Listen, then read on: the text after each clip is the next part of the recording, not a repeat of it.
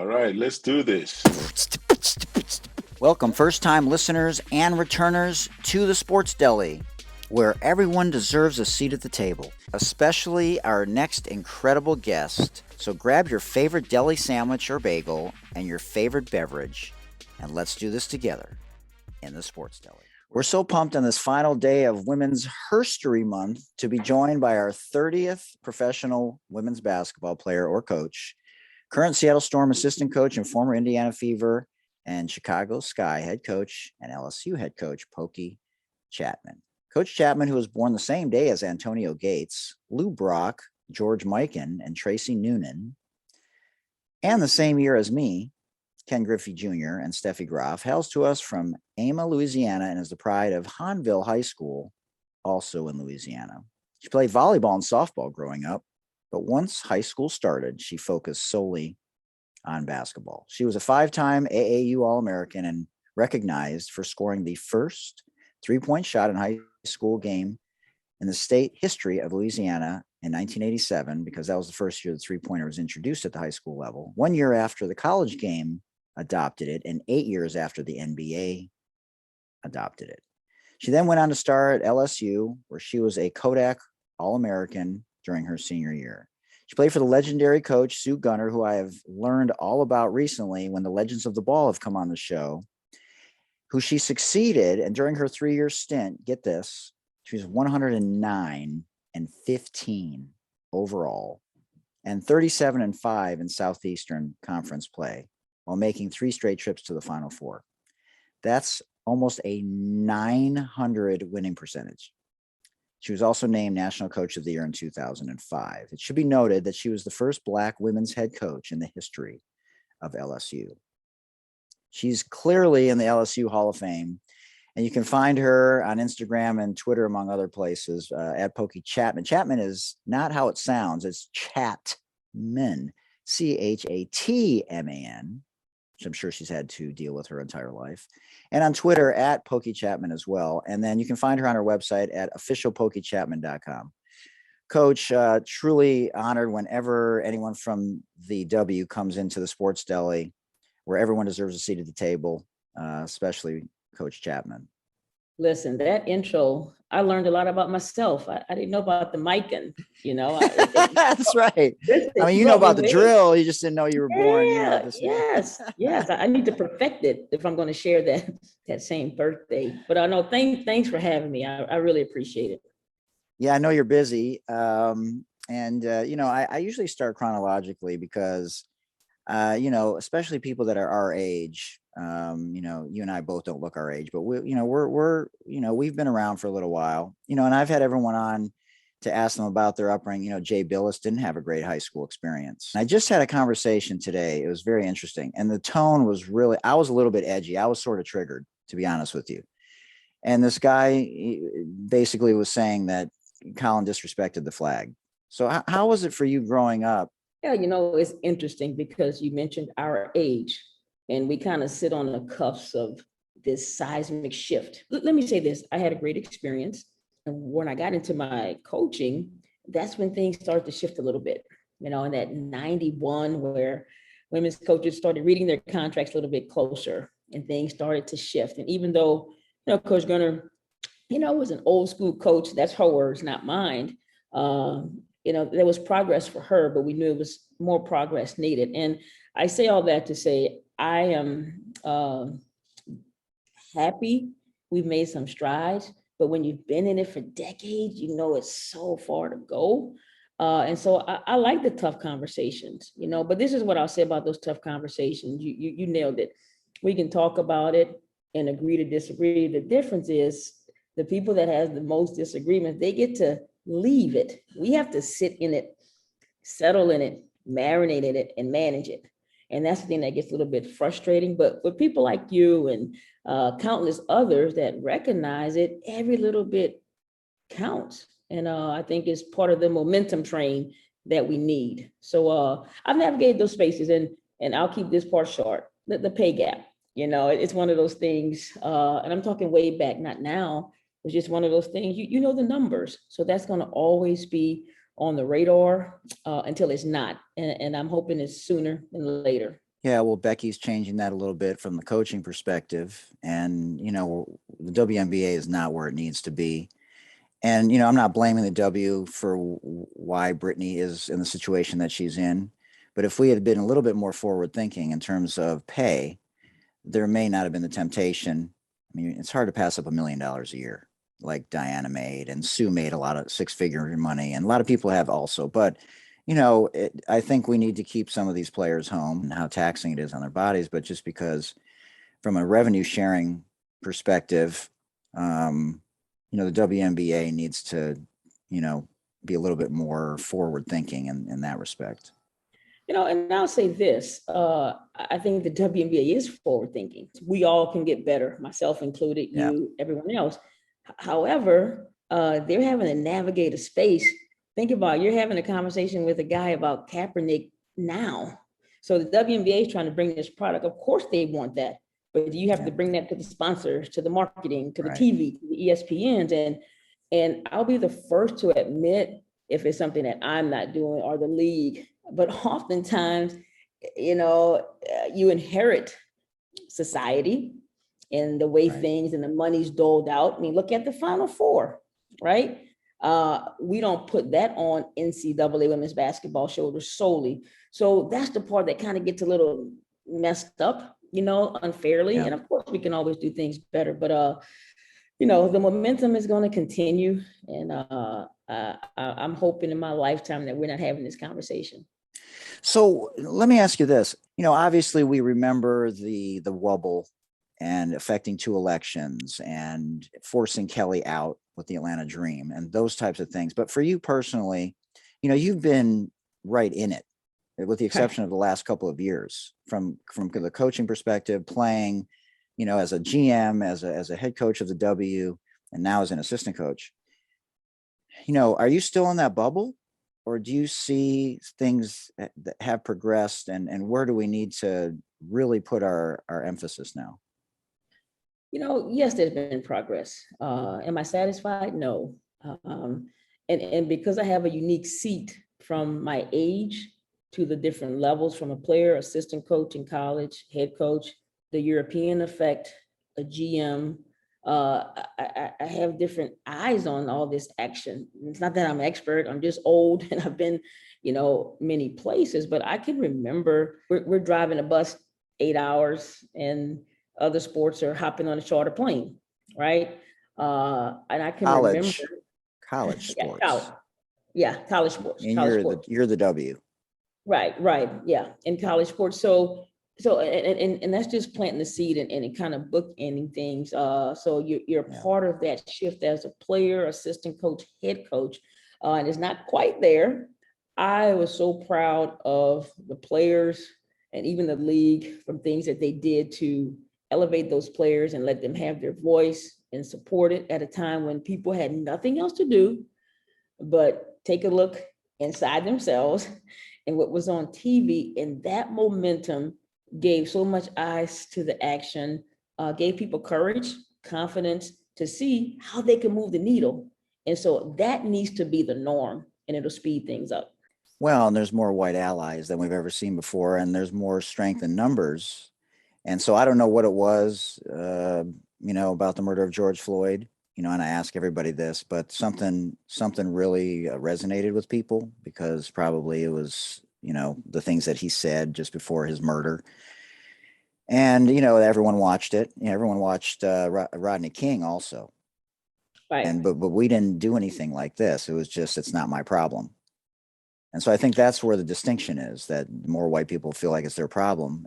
Maybe it's a nuance thing, and why I've been so critical of Tom, Eli, Peyton, and Blondie in the NFL, because they refuse to leverage their platforms as the most influential white men in sports and arguably in America. And they continue to just build their brand. And I'm more of a connector than an influencer, but I can't tell you, if you've listened to any of my rants, I just cannot for the life of me understand why those guys will not leverage their platforms and either stay out of the way or talk about Black Lives Matter. you've talked about white allies, and this is and I think we should say it more as Black people. Like, we know, but we need to say it. There's only 13% of us here, right? So we've always known that we have white allies. And I think because in this social media age and everything is televised, we need to say that more, because maybe sometimes people forget that, white people included. Like, we know, I can remember someone said, back when Obama was president, I said, well, if all of us voted for him, it wouldn't be enough. Think about it, you guys. We've had that, but I think we need to elevate those people as well, because we know those people exist. I can't speak on the people that have a platform and are unwilling to move things in the right direction. And you mentioned Rodney King, and it wasn't so much that it wasn't our problem, because I have a lot of family in California. It was like, you didn't know what to do, but now there's this information flowing. And with this information flowing, you can make moves and make a difference. And I applaud the people that do, because oftentimes the few that don't kind of can overshadow that. But yeah, we just got to keep applying pressure. And I'm a half full girl, my glass is half full. So I got to believe it's going to get better. Yeah, I am too. But the reality is, whether it's the Cleveland Guardians in baseball or the Washington Commanders in football, or anything else, the pressure has to come on the sponsors and to television and social media and lawsuits. And those are the only four things that anybody really speaks to, whoever it's led by, whether it's Sue, and you're going to be coaching her in her last year probably. Yeah, I was just going to say they all collaborated, after George Floyd. And the WNBA has always been at the forefront of advocacy. Understand you got to feed your families and stuff, and they only have a 3 to 4 year window. But at what point are you willing to give it all up for the right thing? Yeah, give it all up is pretty strong for a lot of people. But hold on a second. But as well as I do, Coach, if they went on strike, they're not going to have scab players coming to play in the NFL, and that things would get done, whether it's more Black coaches in the NFL or it's something done about social injustice and policy changes. Yeah, I don't disagree with you. You made the comment about, well, that's not my problem. Or so, some people's mindset. I've done my part. I made my donations or whatever, and not knocking those people for that choice. I'm just, I seek to understand where they're coming from while continuing to apply pressure. But you mentioned what we run into is that Sue's one of the greatest to ever play the game, right? We know that.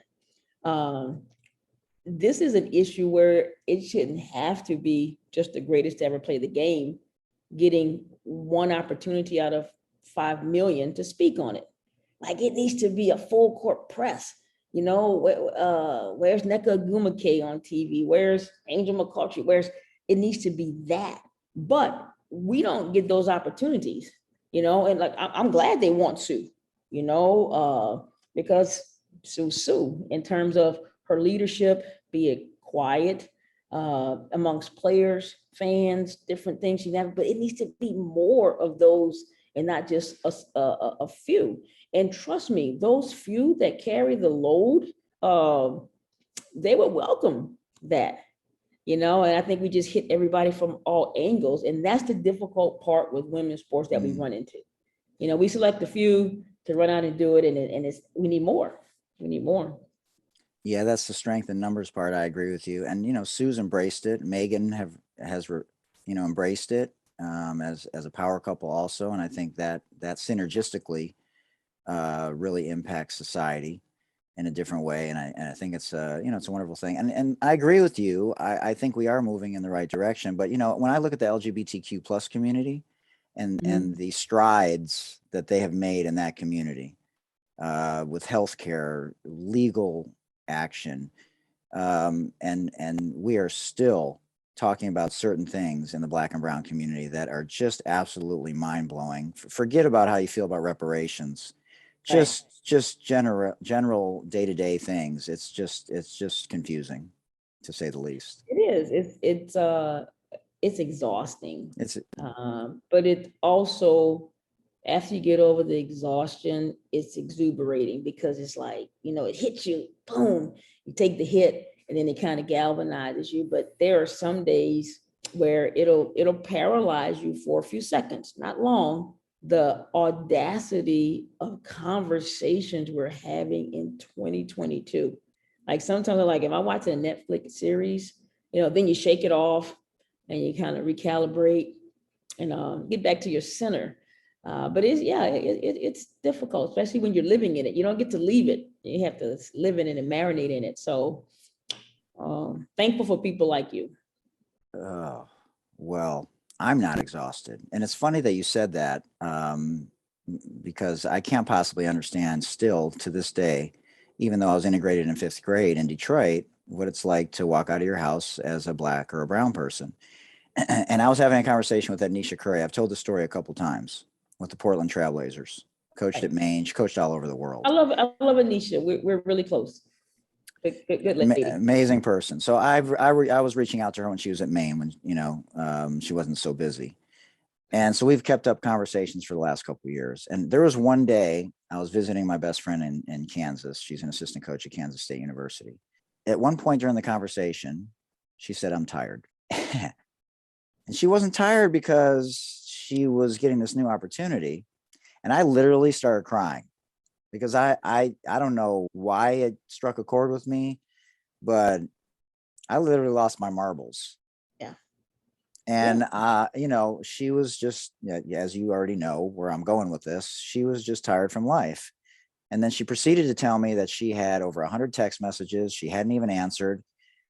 And then I had sort of this direct message guilt because why is she literally spent 20 minutes with me with this white guy she doesn't even know, talking to me about how tired she is, about being pulled in so many different directions. And like you just talked about, having to figure out how to recharge your batteries every day as a Black woman. And right. So it was just a powerful exchange. And, I hope she comes on at some point when, the season's over, because I think her story, just like yours, and every other woman that comes in here, because we're big on betting on women, is so important to helping to change the narratives in this country. Yeah, because, listen, you mentioned Becky's name early on, and then Anisha, and if we really peel back the layers, Becky's success as an undrafted player, going to Russia to be on the Olympic team, and being hated by Americans for a little while, and then coming back and coaching with Pop for 8 years, and the success warrants this position of a general manager and a head coach for a WNBA team, right? But this is the Grand Slam. The owner just happened to be Mark Davis, right? So that's what we have to, because if not, Becky's not looking at it, right? Because the money's not there. So we have to hit a Grand Slam, and home run hitters aren't. I mean, we like somebody that can advance the runner sometimes too. So just to keep it in perspective, we're thankful and grateful for it, but that's the home runs we have to hit. So that's one owner out of 12 that's fortunate enough to have, the bank account to do things and elevate salaries, awareness, and bring in someone of that nature. But we need, we need some more sacrifices, not just a Grand Slam. So it's tough. And in the, you think about it at Nisha, I knew her basketball mind. She called me when I was in Chicago about trying to break in, and connected her with someone that was on my staff. He's now in Sacramento. She's in Portland. And she was so frustrated because she was this Black woman. And when I tell you, she knows the game. She knows it from a player development standpoint, but also the connecting that player development to on-court actions. That's where some people lose. So I mean, her journey, 10, 11 years later, and she still had to get lucky, mind you, because someone down, I don't know, Lillard knows Tina Thompson, a phone call. And I'm thinking this woman's resume in her intellect. So that's, I don't want to be lucky. I just want us to be great on merit and appreciated. So that's what we're trying to get to. Yeah, absolutely. it reminds me of so many things. It reminds me of Dan Hughes taking a chance on Coach Wade. Why we're saying, hell, we want to be sitting at that table, whether we build it or whatever in the room, then that frustration and search, to find a place or wait for a grand slam or billionaire owner doesn't have to happen. It's merit. And that's what gets exhausting in talking to people. Like, I'm okay with the exhaustion, because that means stuff's still happening. If you get to the point where you're like, Katie bought the door, this is over, but there's light at the end of the tunnel and it's not a train, I can deal with a little bit of fatigue for sure. This question may surprise some of you coming so early in the show, but I thought it was a good time to talk about it.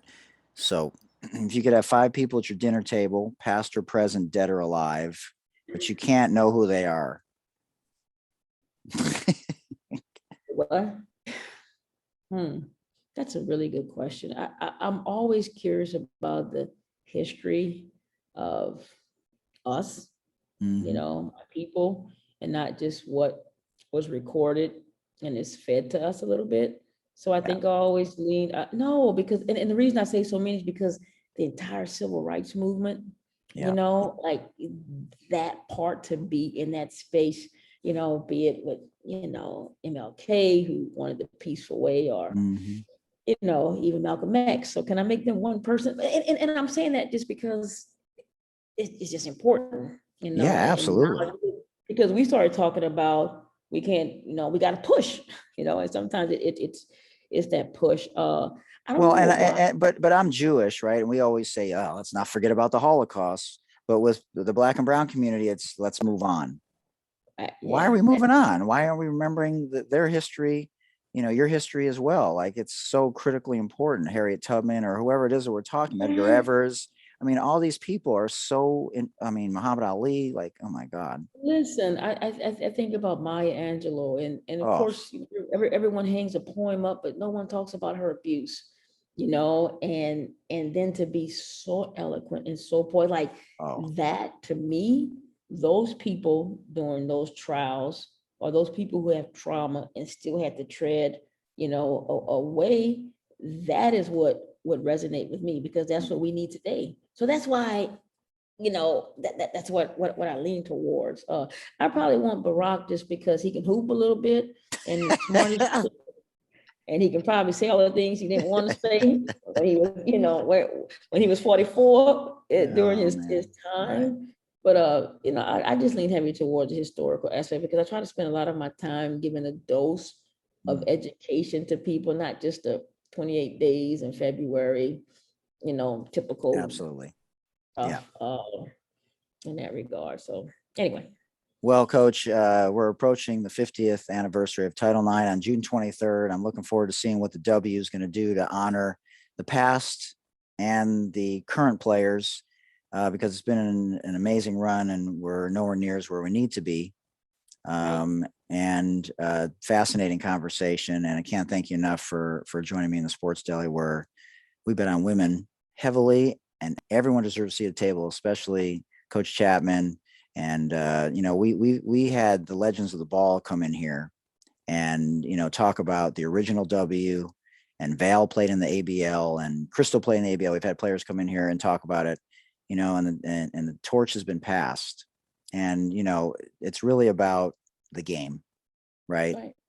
The game is bigger than everybody, and we want to just make sure that we're making the advancements in any way possible, so that yes, there's more money and there's charter flights and all those things, but the state of the game is what resonates with people. And so, man, I can't thank you enough for spending some time with us today. Anything else that you want to leave everybody with? We've been in almost 30 countries. We've resonated with about 15,000 people. And I'm hoping that the only reason that I wanted to reach more people is because of what Tom, Eli, Peyton, and Blondie are not doing.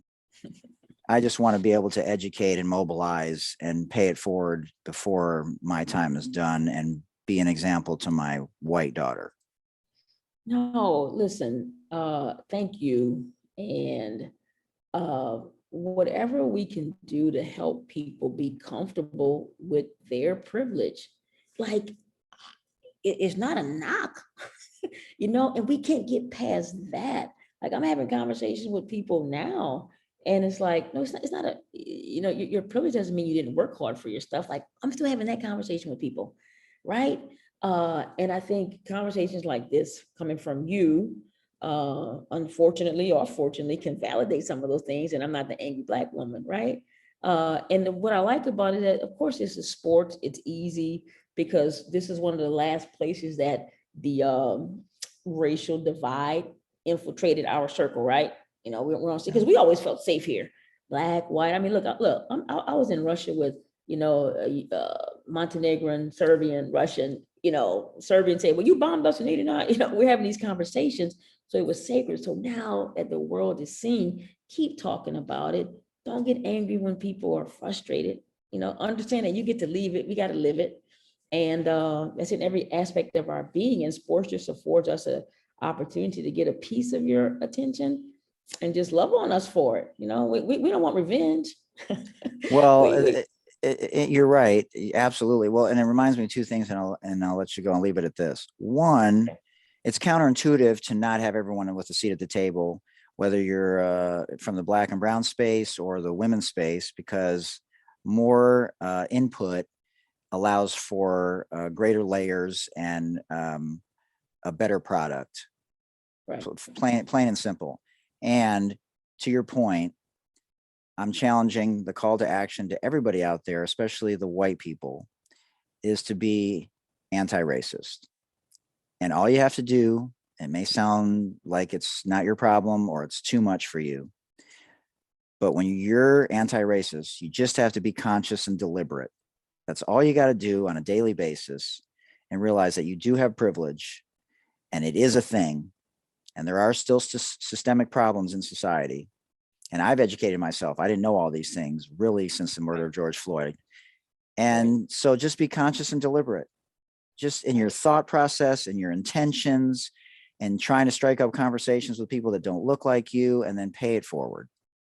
That's it. That's all you got to do. And then we will change the narrative slowly but surely. And then bigger things will come from the smaller things, just like anything else in life.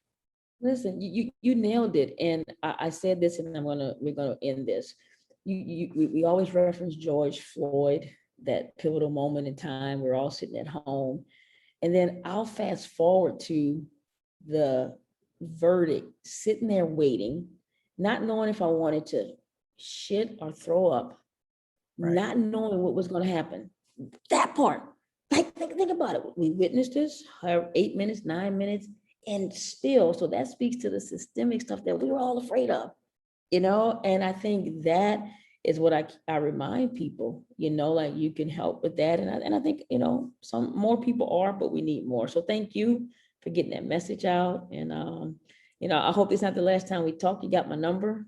Oh, no. I stay in touch with my people. I could care. I haven't made a dime on this show. I don't give a shit about, name recognition or any of that stuff.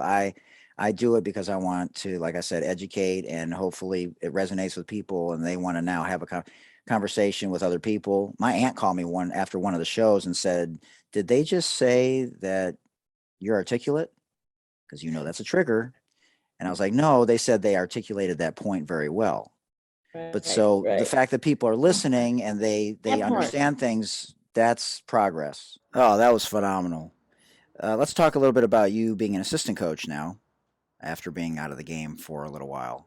You haven't been an assistant in a long time. What's the distinction for you? Are you enjoying, having input, but also being an assistant now in a different role on such a veteran team?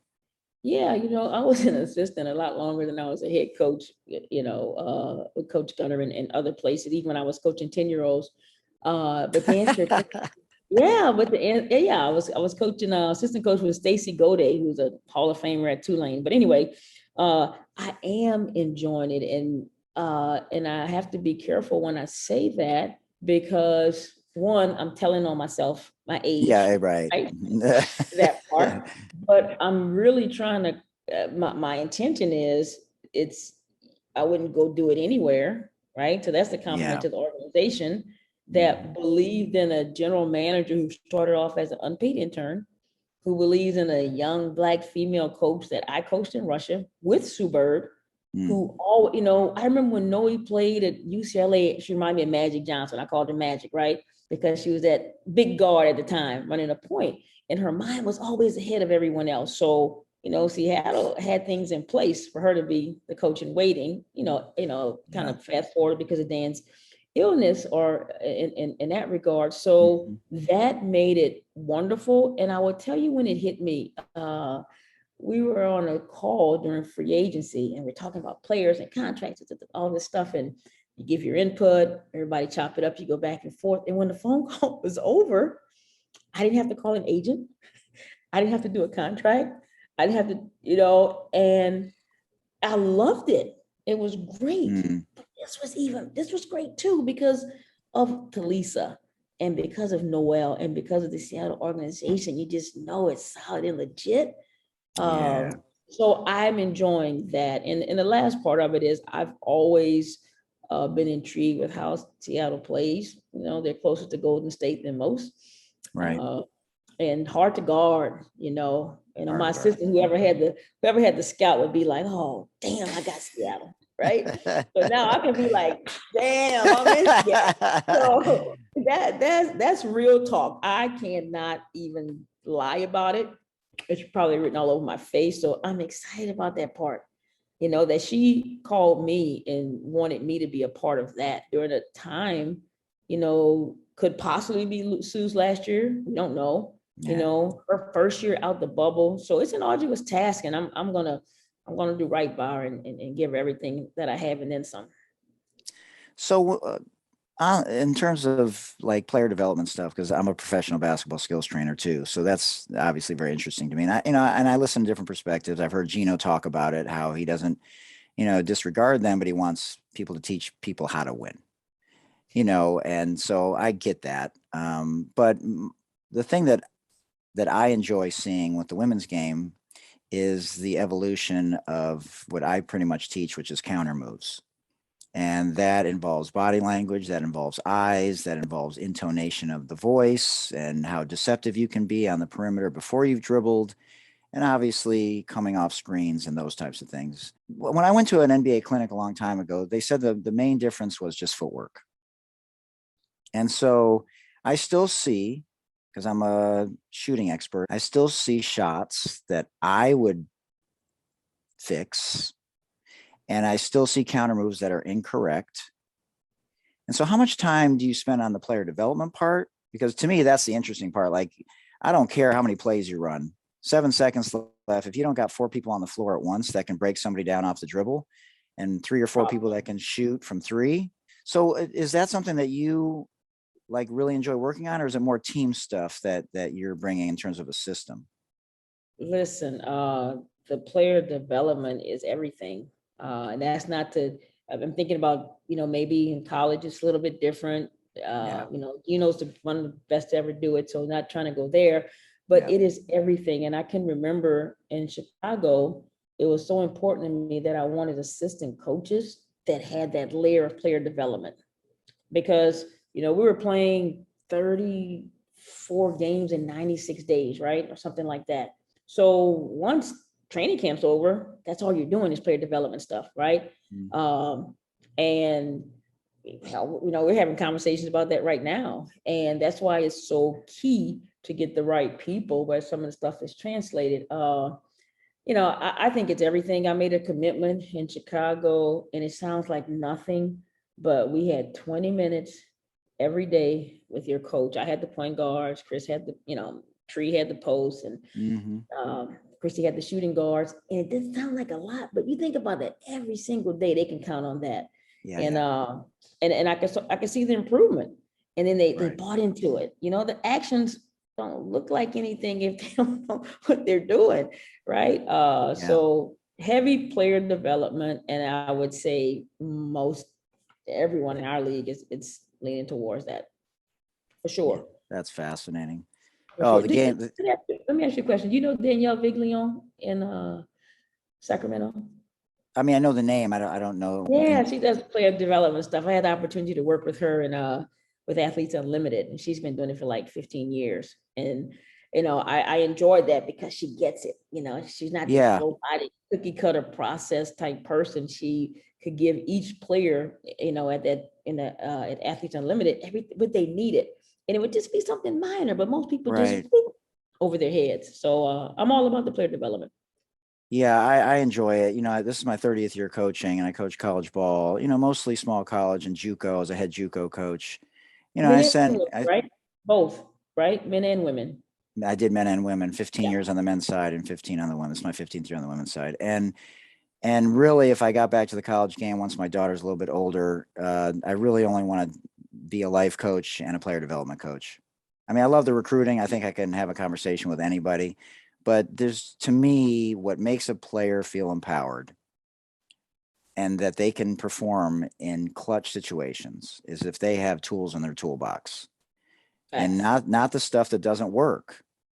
The efficient, deceptive, correct understanding of tempo, but the correct counter moves. And I still see to this day at every level, in your level as well. And that's why, we still have so far to go, the incorrect decisions. It is mind blowing. And I mean, I see it with Anthony Davis to the women's players. Like Right. everyone's making these decisions. I'm like, the defender's 7 feet off of you. Why are you dribbling?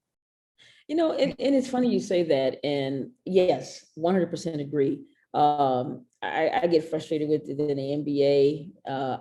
Maybe I understand a little bit more of it in our league. Like I think about a player that this is going to be to the top of the hour speaking with you. Yeah. They're on your team in the WNBA. You're teaching them all these things, a slot, everything they need to know, all the nuances of the game. Yeah. They're playing a certain position, a certain way. They have to go abroad in Europe, right? Play a totally different way. Yeah. So they're not talking about scout. So they're not thinking about their counter moves. They might be playing a 3 for you. They're playing a 4 there. So we don't have this year-round G League two-way player type thing that doesn't get talked about enough. And sometimes I'm like these players have to eat, right? So they're like, look, that's fine and dandy, but I'm playing a 4 in Spain. So I got, right. yeah, it's that too, that kind of, I think, stunts their growth with some of the player development. That's interesting. I didn't think about that. Yeah, they come back and you're trying to get them back on your track, respectfully. So, but they, and I'll say this: a lot of the WNBA players outside of player development coaches on the staff, they're going to have their own. They'll have someone during the off season, very particular about it. Not someone who's out there showing them how to do 360s and 720s. Yeah. Just some basic stuff, learning the game. Yeah. Well, and that's the fun part, because then you see it translate into buckets and dimes, right? Yes.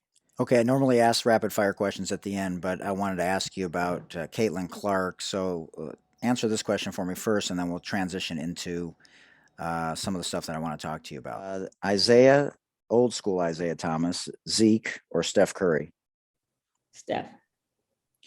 Now, that's interesting. Now, somebody else made the argument the other day that Steph's never had a finals MVP, and Isaiah had 2. But is that because Steph's just transformational? That part. Yeah. And it's also transformational in a time when the athleticism and size of our sport was out, off the charts.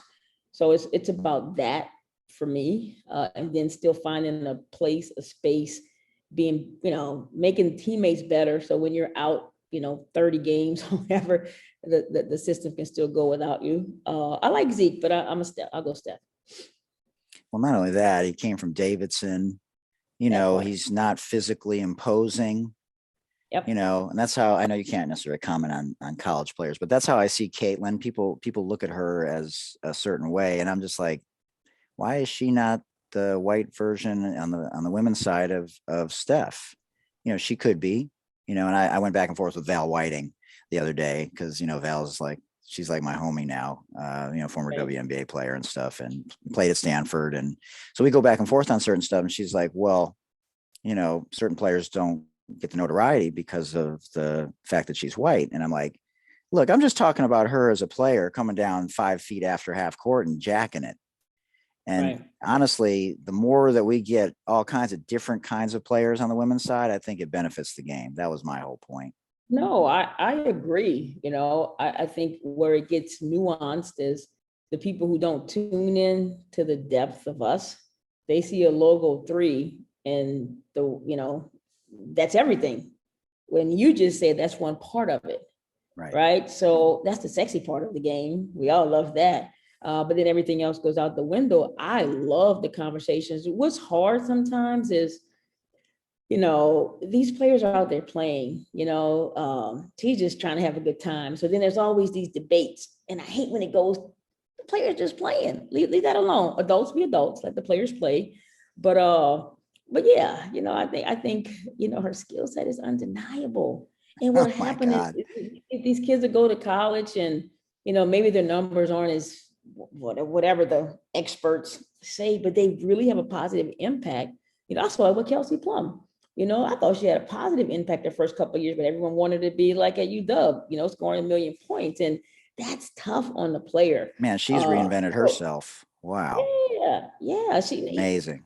You say reinvent. Yeah, I think is, hey, I'm smaller. Let me get in better shape. Let me work on my game, experience in that regard. So I love all the conversation. I just wish that there needs to be more education for the big outlets because they can talk more about it. Caitlin's easy because you can turn her on TV and see her. Yeah.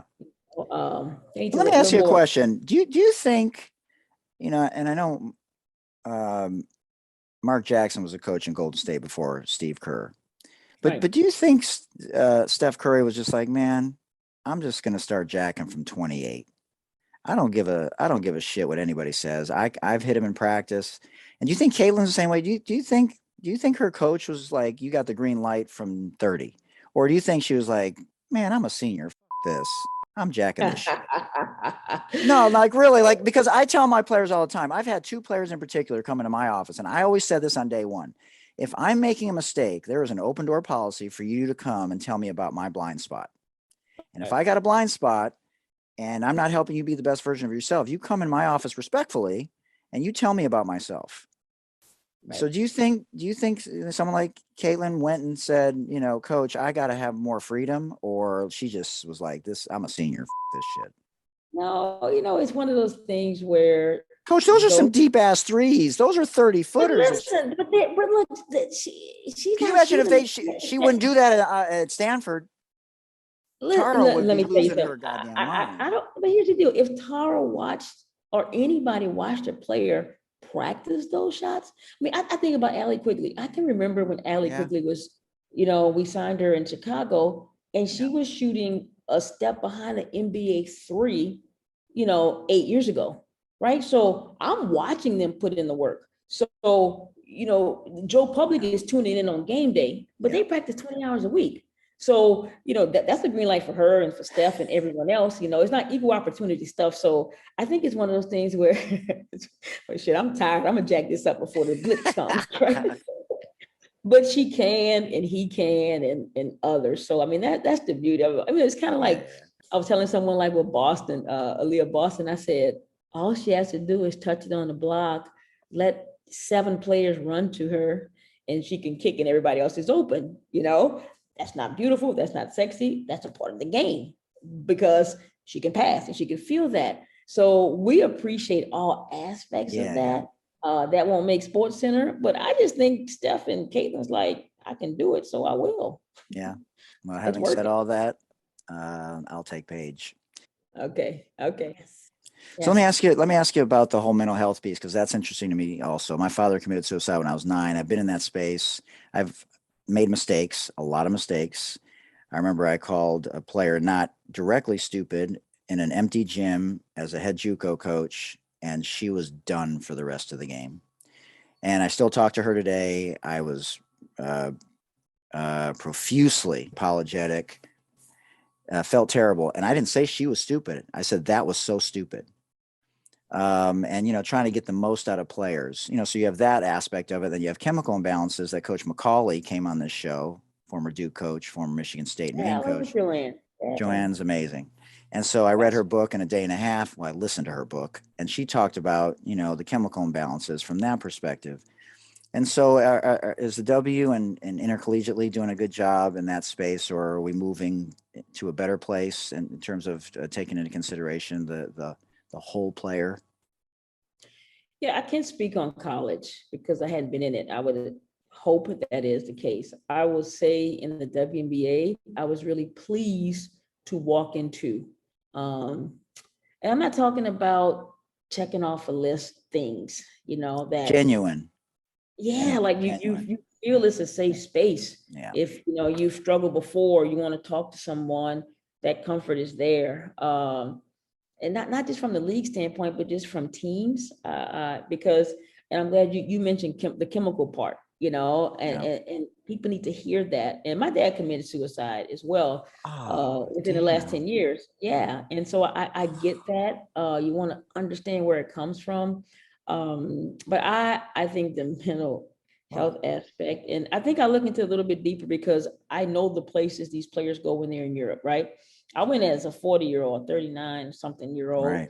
And so it wasn't tough for me, I'm a grown up, I'm an You're adult, but evolved. Yeah. you're so isolated. And so that takes its toll. But then, you're the breadwinner and you got to, make it happen for everybody else, and they hold everything in. I'm glad that there's a safe space where they can exhale, punch a wall if they have to, and they're not cast away. Somebody will love on them. So the W has been really good about that. And I hope it continues. I would think college as well, and you have to be sensitive. I remember I was talking to a friend of mine, and she was just having a conversation with someone about an old coach of hers when she was young, made her run suicides. And someone said, you can't say that word. And she was talking about, this wasn't at practice. No. And look, we laugh at it, but it's like, okay, well, something's at that level, right? It's percolating. So, Yes. I'm okay with changing my vocabulary if it's going to save a life or two or three, because that's the easy thing to do. Yeah. Oh, man, absolutely. Hey, everyone. We hope you enjoyed that interview with Seattle Storm assistant coach Pokey Chatman. And if you're interested in listening to the very famous rapid fire this or that segment of the podcast, stay tuned because that's next right here in the Sports Deli. Okay, I'll leave the stage for it. Let's hit the rapid fire, the fun part of the show, and see what you got for us here. The this or that segment. I'm usually kind of pokey on the rapid fire, but I'll try. No pun intended. Okay, Shaq or Kareem? Shaq.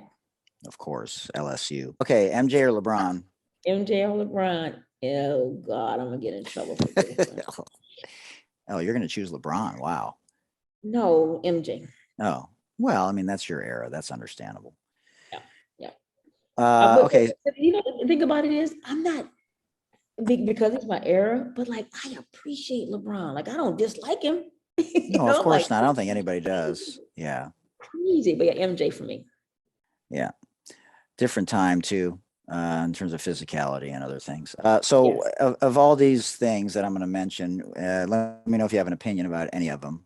Chadwick Boseman, Kobe, Will Smith, or Dave Chappelle? Wow. I can't do Kobe right now. If I remember where I was when I got the news, and I'm not even close to him, right? I guess Will is the latest, right? Yeah. Yeah, I mean Chappelle's supposed insensitivity towards the LGBTQ community, which was ridiculous. Which was ridiculous. Right. So, and that's why I kind of did this, not dismiss, but I think maybe Will's situation resonates because I actually saw it, and I was just kind of stunned. And even from the standpoint of, and this is not me, talk about the Oscars, throwing them out, all those things. I went to the individual, right? That's the first thing I did. So I listened to Will's book, and I remember he held this trauma because he watched his dad be abusive to his mom, right, and didn't do anything, right? So, and I'm not a keyboard bully and tweet stuff like that. I'm just thinking about the moment, not politics and all this other stuff, or what can comedians? I thought about that, and I'm like, damn. So did I, to be honest with you. Yeah, if this mogul of the world can snap, then publicly, very publicly. Yes, so that's why I immediately went. Of course, the aftermath of what they're going to do. Why did he stay? People are like, what the hell? Whatever. I'm not getting into that. Yeah. Yeah, but I think that's what I got. That's what I went to first was shit. You know, it doesn't matter what you have or what you've done if that mental is not right. Do you think know. that affects how white people see Black culture? Oh shit, no. No. I mean, if Will slapping Chris, Yeah. no. I mean, I think if there's some you know, full supporters that Yeah. really look, we got people in the, January 6th, but now we worried Right. about brother slapping a brother. Maybe it's because they Well, and so they both ostracized. apologize to each other. Man, look, listen, if that's the most we have to worry about 2 years into a damn pandemic and people can't get health care, like, they'll keep that narrative up because that's what they do. So you can't have your eyes on what really need to be on. But no, I just went to the individual, like, damn, what's going on like that? But also, but I will say this, I also went to Chris, like, brother showed some restraint. Well, you know that because if you spit, say the N word, or slap, those three things are fighting words. Ooh, so yeah, curious to see the next layer of that. Okay. Oh man, Matt Barnes was going off about the whole thing. Really? Well, we're trying to Oh, get him God. on too because Jocelyn has responded a couple times, and she's like, "Yeah, me and Matt might come on or whatever." And he was just like over it. He's like, "Enough." Like we got Ukraine, we got That Brittany, part. we got all kinds of other things going on, and we're talking about a slap. Listen, that exactly to my point. Like, we still talking about this? We good. And then it's like, man, look, I don't want to get, the drill. Yeah, Let me exactly. stay in this, place a little bit longer than I have to keep everybody's attention off what's really going on. I said no. So Oh man. So who did you enjoy watching as a professional player more than anyone for whatever reason? Like their effortlessness or their post play, oh you my know. God. I mean, Maya was different than Diana, and she was different than, other Listen, players. I'm a little, I got a lot because I've been lucky. I coached Lauren Jackson, Mm-hmm. and she was the original stretch five, right? Yep. So I start there and I go to D, and this is no particular order, Yeah. but I go to D and watching her 5,000 miles away from home, being the same dialed in player and making everyone around her better, even the damn masseuse, for the team. No, I'm serious because she Yeah. just makes you feel that way. To, of course, Sue. Sue started taking care of her body back then because she would come later to Russia. But then when she walked in the gym, the mind was clicking. Listen, Simone, Sylvia. Oh, Uh, but here's the thing: like, everyone gets to see the accolades. I was lucky to see the inner workings of that, like when they amazing. changed their diet. When like Sue will sleep 8 to 10 hours. I can tell you that right now, and I had a conversation with her about it. Like, she knew back then before people started Yeah. getting sleep hours, right? So it's that part of those people that I appreciate, and so that makes me understand how they can get on the court and do what they do. People think they came out the womb doing that, but like, no, they put in some serious work. That's not for everybody. So, and then Sluty down doing her thing in Chicago, Oh. her vision in small Oh. spaces and her pace. And I'm lucky, man. I could go on and on. I've been so blessed to coach these great women. Oh. Amazing. And Candace, honestly, when I watched her in LA, I could feel her seething. She just was out of place. And she comes home, and what she did and what she does on television, and just, I mean, I have a whole completely different perspective of her in the same way that I did with Andre Agassi when he went from being an a-hole in his younger days to being beloved.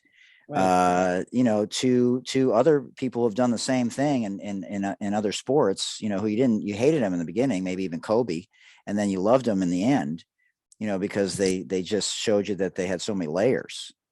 You said it, layers doesn't always come with years of experience. It comes with understanding.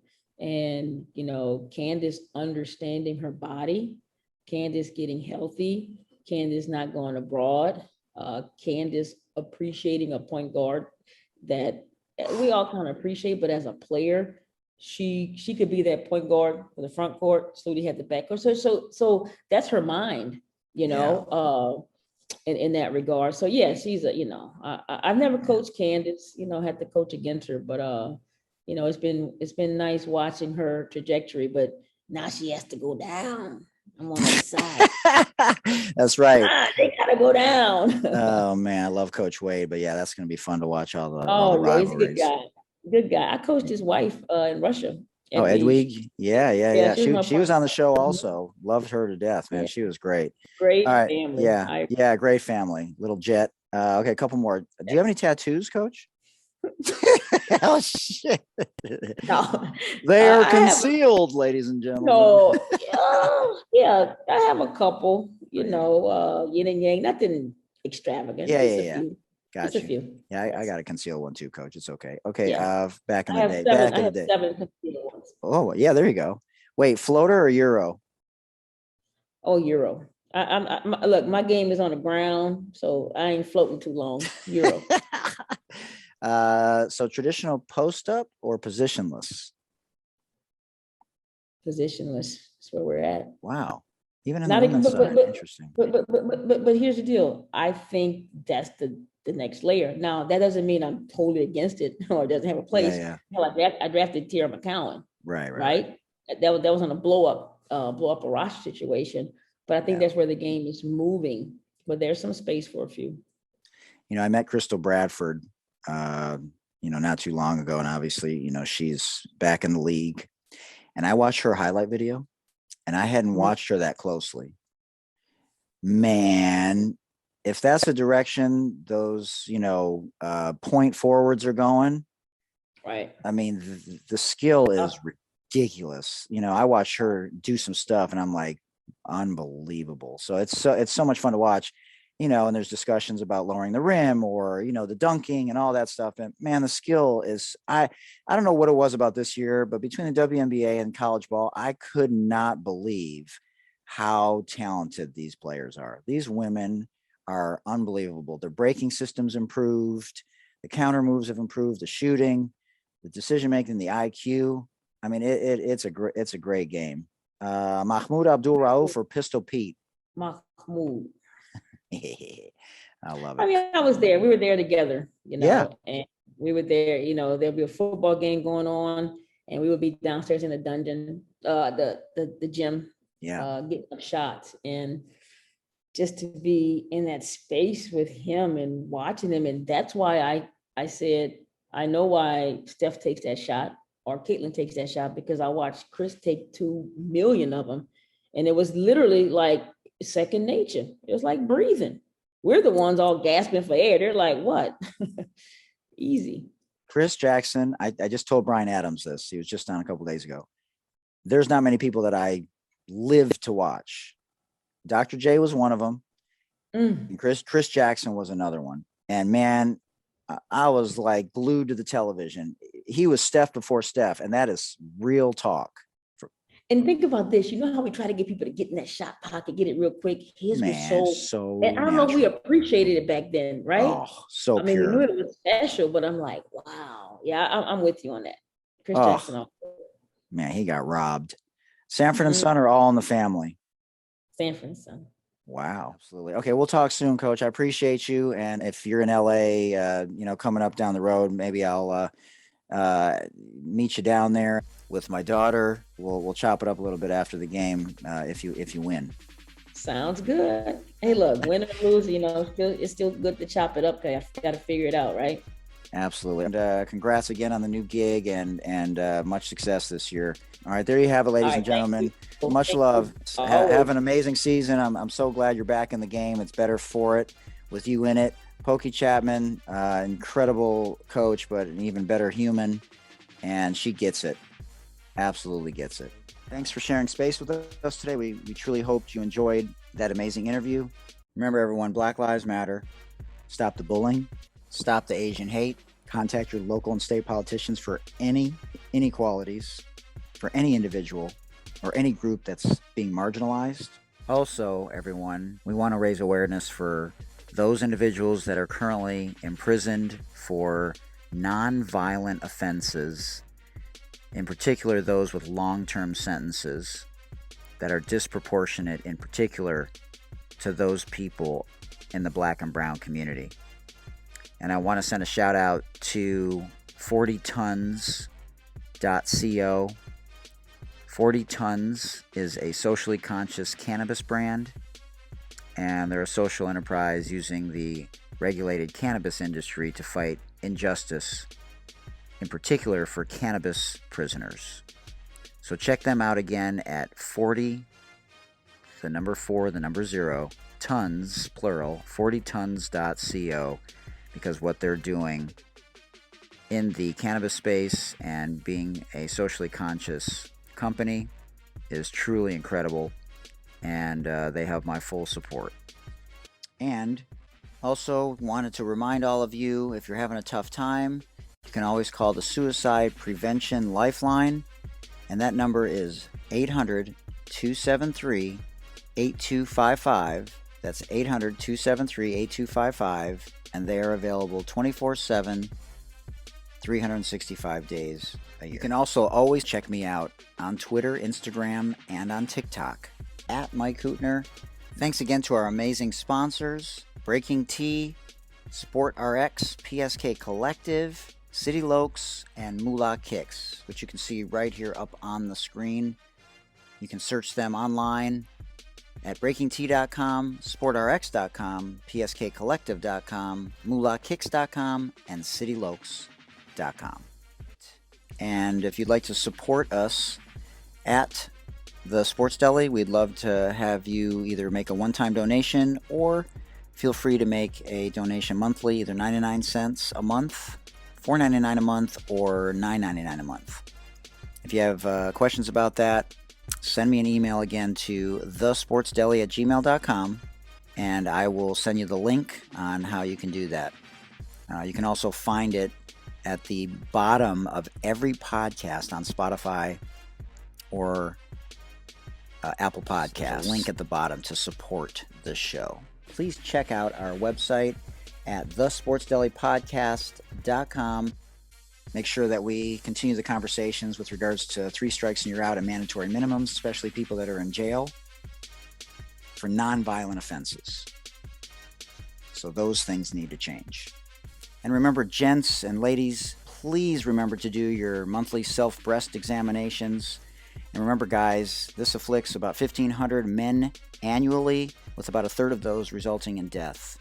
So we want to make sure that we do our monthly self-breast examinations, both men and women.